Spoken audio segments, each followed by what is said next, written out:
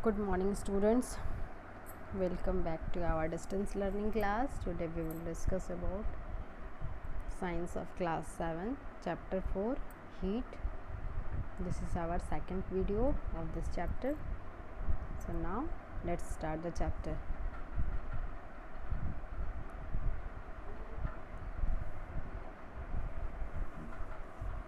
Now we will discuss about transfer of heat. How heat transfers from one object to other. The heat flow from a hotter object to a colder object. There are three ways in which heat can flow from one object to another. These are conduction, convection and radiation. Heat जो है वो hotter body से hotter object से colder object की ओर flow करता है. दूसरी बात, हीट जो है वो तीन तरीके से फ्लो करता है एक ऑब्जेक्ट से दूसरे ऑब्जेक्ट में. वो तीन तरीके क्या हैं? Conduction, convection and radiation.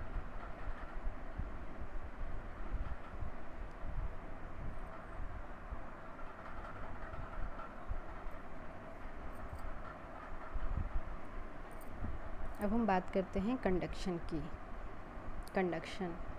Conduction is the process by which heat is transferred from the hotter end to the colder end of an object is known as conduction. ये एक प्रोसेस है. इसमें क्या होता है, किसी ऑब्जेक्ट के हॉटर एंड से कोल्डर एंड की ओर हीट का फ्लो होता है और इसी प्रोसेस को हम क्या कहते हैं? कंडक्शन कहते हैं. ये ज़्यादातर सॉलिड में होता है, जैसे कि कोई मेटल वगैरह में ये कंडक्शन संभव होता है.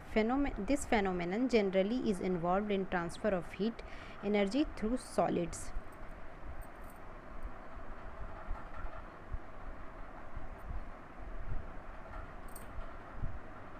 कंडक्शन में अब हम बात करते हैं कंडक्टर और इंसुलेटर की. यहाँ पे हम देखते हैं कंडक्टर क्या है. The materials that allow heat to pass through them easily are called conductor. For example, metals like aluminium, iron and copper. Conductor वैसे सब्सटेंस होते हैं जिससे होकर के हीट इजीली पास कर जाता है. वैसे सब्सटेंस को कंडक्टर कहते हैं. जैसे मेटल जो होते हैं वो हीट को इजीली पास करने में सपोर्ट करते हैं. जैसे यहाँ एल्युमिनियम, आयरन और कॉपर है.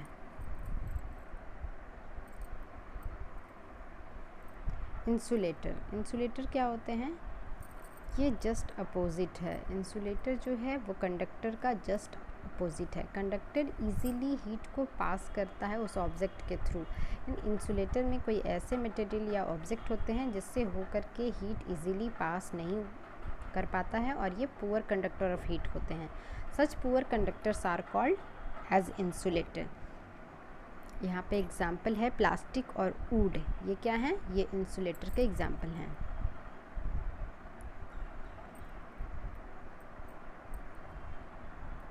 अब हम देखेंगे कन्वेक्शन क्या है.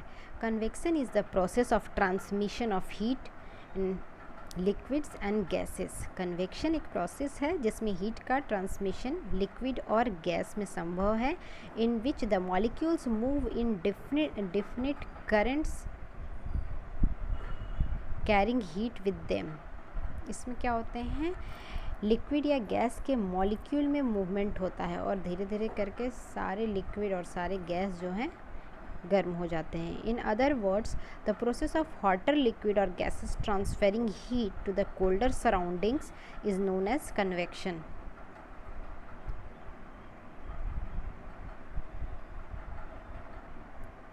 दूसरे शब्दों में हम क्या कह सकते हैं इसे? ये जो हॉटर लिक्विड और गैसेस जो होते हैं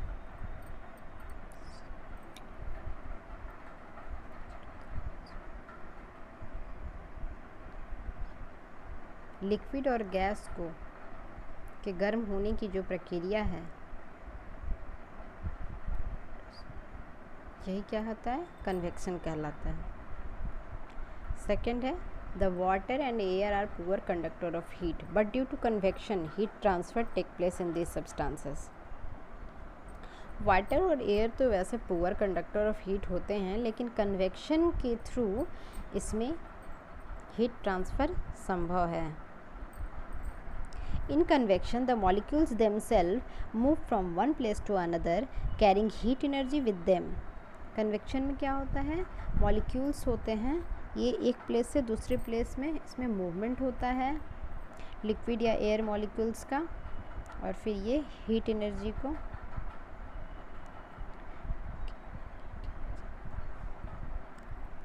और धीरे धीरे करके वहाँ के जितने भी मॉलिक्यूल्स होते हैं वो सारे हीट हो जाते हैं.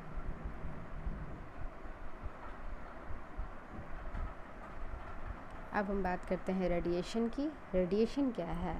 The process of transmission of heat in which heat energy travels in straight lines from hotter to cooler areas without having any intervening medium is called radiation. ये एक ऐसा प्रोसेस है जिसमें हीट का ट्रांसमिशन होता है. एनर्जी, इसमें जो एनर्जी ट्रेवल करती है वो एक स्ट्रेट लाइन में करती है, और ये हॉटर से कूलर एरिया की ओर, मतलब इसका जो हॉटर क्षेत्र होता है उससे कूलर क्षेत्र की ओर, ठंडे क्षेत्र की ओर बिना किसी मीडियम के हीट का ट्रांसमिशन होता है.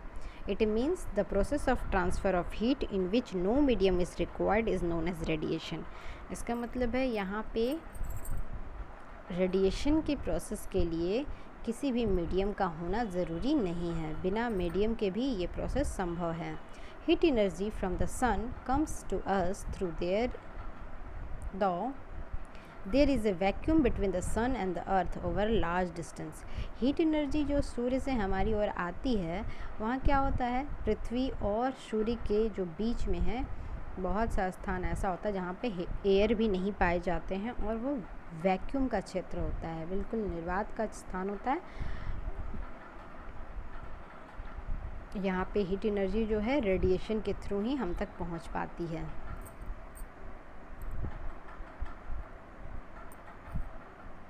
अब हम बात करते हैं सी ब्रिज की. सी ब्रिज क्या है? सी ब्रिज है, होता क्या है सी ब्रिज में, आप ध्यान से समझें इसे. कोस्टल एरियाज़ में जो लोग रहते हैं उनके खिड़की दरवाजे जो हैं वो ज़्यादातर सी की तरफ फेस करके, दरवाजे जो होते हैं उनके सी की तरफ फेस करके बनाए जाते हैं, ताकि दरवाज़ा खुले और सी की, समुद्र से उठने वाली जो हवा है डायरेक्ट उनके घरों में आ जाए. ऐसा क्यों होता है? वहाँ जब वाटर और एक तरफ लैंड होता है तो सी का दिन के समय में क्या होता है, वहाँ जब सनलाइट पड़ती है तो लैंड जल्दी गर्म हो जाता है, और सी वाटर सरफेस जो होता है वो लेट से गर्म होता है. जल्दी लैंड का सरफेस जल्दी गर्म होने की वजह से इनके ऊपर के जो एयर मॉलिक्यूल हैं वो गर्म होकर के ऊपर उठ जाते हैं, और यहाँ जो वैकेंट स्पेस होता है उस स्पेस को समुद्र के ऊपर की जो हवा है ऑक्यूपाई करना चाहती है, और वो तेज़ी से आती है. इस वजह से समुद्र के ऊपर की हवा ठंडी होने की वजह से वो तेज़ी से इधर आती है, तो ये ठंडी हवा सी की ओर से लैंड की ओर आती है. इसे ही हम क्या कहते हैं, सी ब्रिज कहते हैं. The flow of cool air from the sea towards the land to replace the hot air on land is called sea breeze. जो ठंडी हवा का जो फ्लो होता है समुद्र की ओर से लैंड की ओर, इसी को हम क्या कहते हैं, सी ब्रिज कहते हैं. This happens in the coastal regions during the day. ये कोस्टल रीजन में दिन के समय होता है. आप फिगर देख सकते हैं सी ब्रिज का, ये देखिए सी ब्रिज का फिगर है. मीन्स यहाँ का जो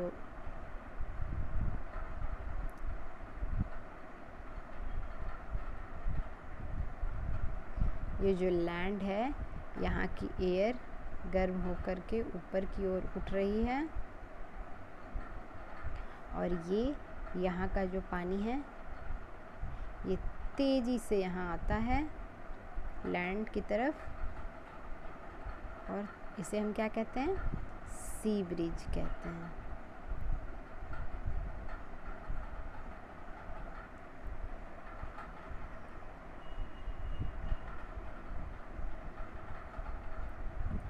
अब हम बात करते हैं लैंड ब्रिज की।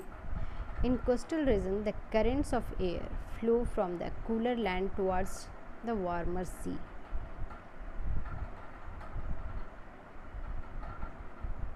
This happens during night. Coastal area में रात के समय में क्या होता है, दिन के समय में जितनी तेज़ी से लैंड गर्म होता है और जितना स्लोली एयर वाटर गर्म होता है, उसी तरह रात के समय में लैंड जल्दी ठंडा हो जाता है और पानी लेट से ठंडा होता है। लैंड जल्दी ठंडा होने की वजह से समुद्र के सरफेस का जो पानी है वो एयर है,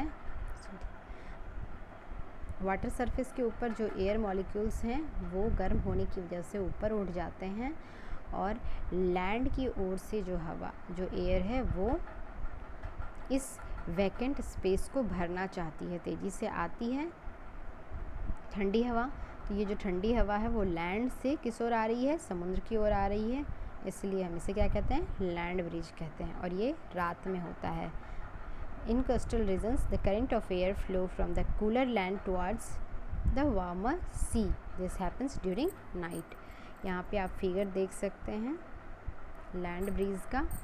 देखिए यहाँ पे लैंड की ओर से हवा बह रही है और ये समुद्र की ओर जाएगी। ये हवा समुद्र की ओर जाएगी तो इसे हम क्या कहेंगे,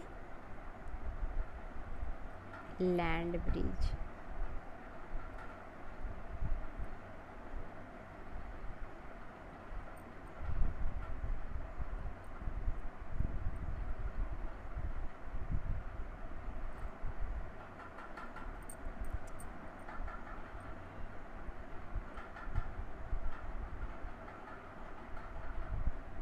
अब यहाँ पे हम बात करते हैं kinds of clothes we wear in summer and winter.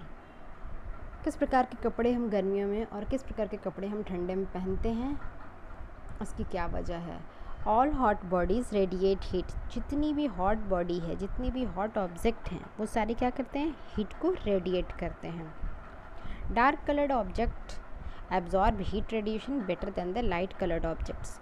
क्या होता है, डार्क कलर में, डार्क कलर की कोई वस्तु है उसमें हीट रेडिएशन की जो क्षमता होती है वो लाइट कलर्ड ऑब्जेक्ट से ज़्यादा होती है। डार्क कलर हीट को ज़्यादा एब्जॉर्ब करते हैं और लाइट कलर जो है ज़्यादा से ज़्यादा हीट, अमाउंट ऑफ हीट को क्या करते हैं, रिफ्लेक्ट कर देते हैं। That is why we feel more comfortable in light coloured clothes in summer. इसलिए हम लोग क्या करते हैं, लाइट कलर कपड़ों में ज़्यादा कंफर्टेबल फील करते हैं गर्मी के दिनों में, और हम लोग गर्मी के दिनों में हल्के कपड़े पहनना ज़्यादा पसंद करते हैं। On other hand, woolen cloths are not warm but they keep us warm because wool is a poor conductor of heat. दूसरी ओर वूलन क्लॉथ्स जो होता है वो गर्म नहीं होता है, उसके बावजूद भी वो हमें गर्म रखता है। क्यों? क्योंकि wool is a poor conductor of heat and it also has air trapped in between the fibers. और ये क्या करते हैं, साथ ही एक तो ये पुअर कंडक्टर ऑफ हीट होते हैं, साथ ही ये एयर को ट्रैप करते हैं, फाइबर्स के बीच में ये एयर को ट्रैप कर लेते हैं। The trapped air prevents the flow of heat from our body to the cold surrounding. और ये जो ट्रैप्ड एयर होते हैं ये हमें बचाते हैं, हमारे जो बॉडी का जो हीट होता है उसको सराउंडिंग में जाने से रोकते हैं। So we feel warm after wearing woollen clothes. और इस तरह से हम लोग जब वुलन क्लॉथ्स पहनते हैं तो वार्म फील करते हैं।